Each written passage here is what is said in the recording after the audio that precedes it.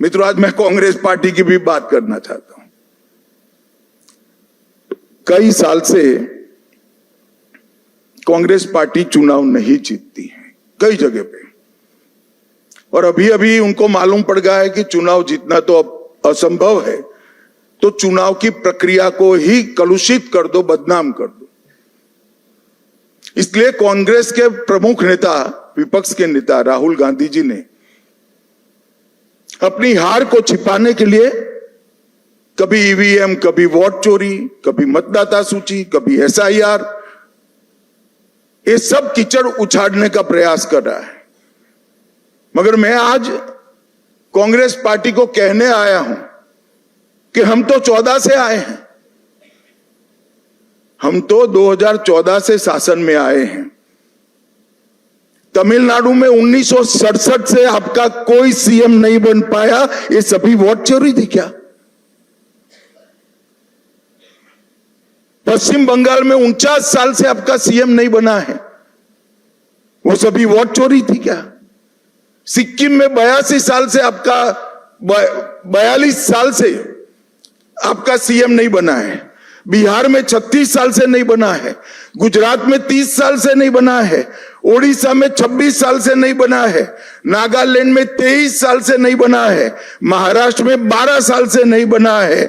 अगर ये सभी वोट चोरी है तो वोट चोरी करने वाले तो आपके साथ बैठे हैं भाई। आज सारे इंडिया अलायंस के सदस्य बने हैं। मैं तो मानता हूं कि कांग्रेस पार्टी ने अपनी हार के लिए आत्मचिंतन करने की जरूरत है। देश की जनता राहुल गांधी को नेता बनने के बाद सैन हर जगह कांग्रेस के खिलाफ मैंडेट दे रही है, और राहुल जी के नेतृत्व में ही इंडिया अलायंस फिर से टूटने की शुरुआत भी हो गई। जो लोग राजनीति में आत्मचिंतन नहीं करते हैं और फौरी बहाने ढूंढते हैं, वो कभी विजय के लिए यश प्राप्त नहीं करते हैं। भाइयों बहनों, आज का विजय पूरे पूर्वी भारत के लिए बहुत महत्वपूर्ण। 2014 में प्रधानमंत्री जी ने कहा था कि पश्चिम और पूर्व दोनों का विकास एक समान होना चाहिए, और आज अंग बंग कलिंग और असम, एक प्रकार से पूरी बंगाल प्रेसिडेंसी आज भारतीय जनता पार्टी के ध्वज के नीचे आ गई है। और जिन लोगों ने पूर्वी भारत को विकास से महरूम रखा, उनको सत्ता से बेदखल करने का काम पूरे पूर्वी भारत ने किया है। मैं बंगाल की बात करूं तो बंगाल में ममता जी के 15 साल में एडमिनिस्ट्रेशन का पूरा राजनीतिकरण हो गया। सारे एडमिनिस्ट्रेशन के प्रमुख अंग उपांग राजनीतिकरण हो गए उनका, और राजनीति का अपराधीकरण कर दिया। तो एक प्रकार से पूरे बंगाल में सुशासन आए ऐसी व्यवस्था ही नहीं। मैं फिर से दोहराना चाहता हूं, ममता जी के शासन में एडमिनिस्ट्रेशन का राजनीतिकरण हुआ और राजनीति का अपराधीकरण हुआ। अपराधी ही राजनेता बन गए, तो विकास की कोई गुंजाइश ही नहीं बनी। मैं आज भारतीय जनता पार्टी की ओर से बंगाल की जनता को विश्वास दिलाना चाहता हूं, भाजपा के शासन में न एडमिनिस्ट्रेशन का राजनीतिकरण होगा, न राजनीति का अपराधीकरण होगा। ये हमारा बंगाल की जनता को वादा है। गुंडागर्दी, हिंसा, सिंडिकेट, भ्रष्टाचार, कट मनी,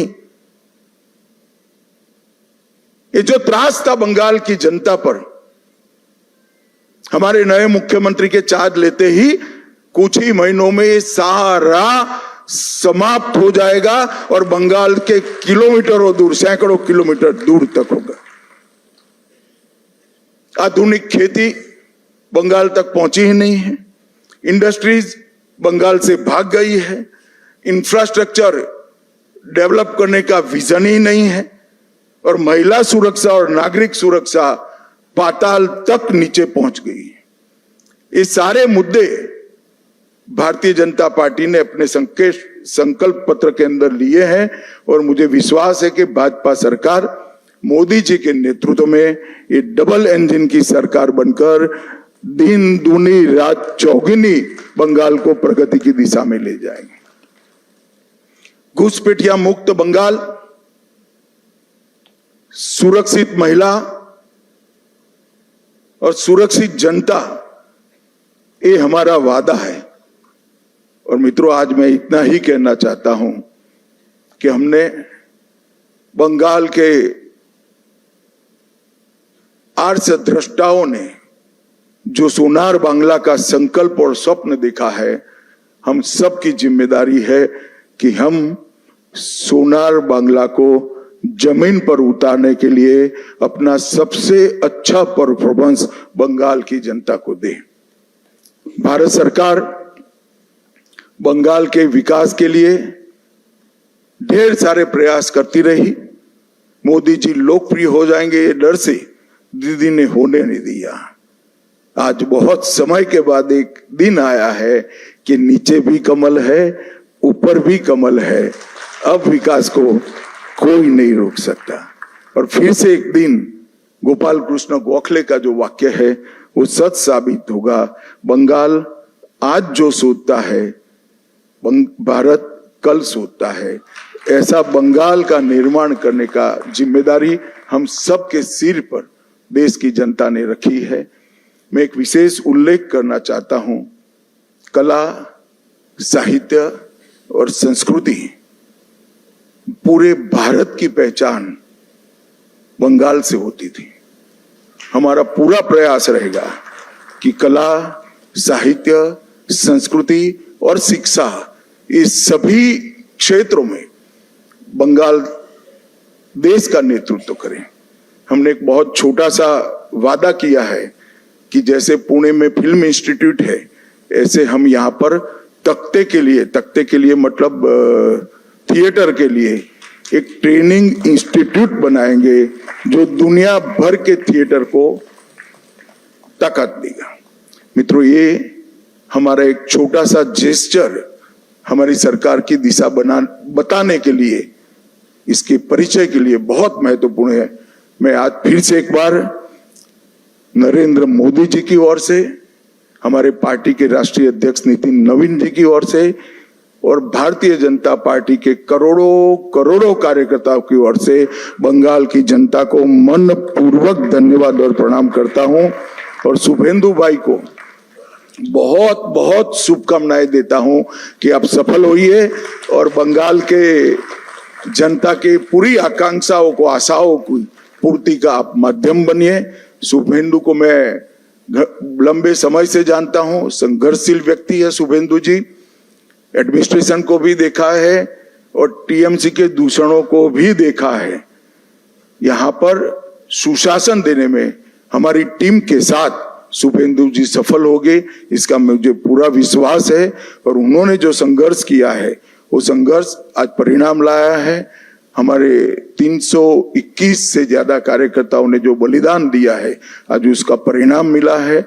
और देश भर के हजारों कार्यकर्ताओं ने बंगाल चुनाव में प्रधानमंत्री जी से लेकर हम बूथ के अध्यक्ष तक सभी ने मेहनत की है। इस सभी का बहुत बहुत धन्यवाद। मेरे साथ एक बार मन पूर्वक बोलेगा, वंदे वंदे वंदे, जय श्री राम, जय जय श्री राम।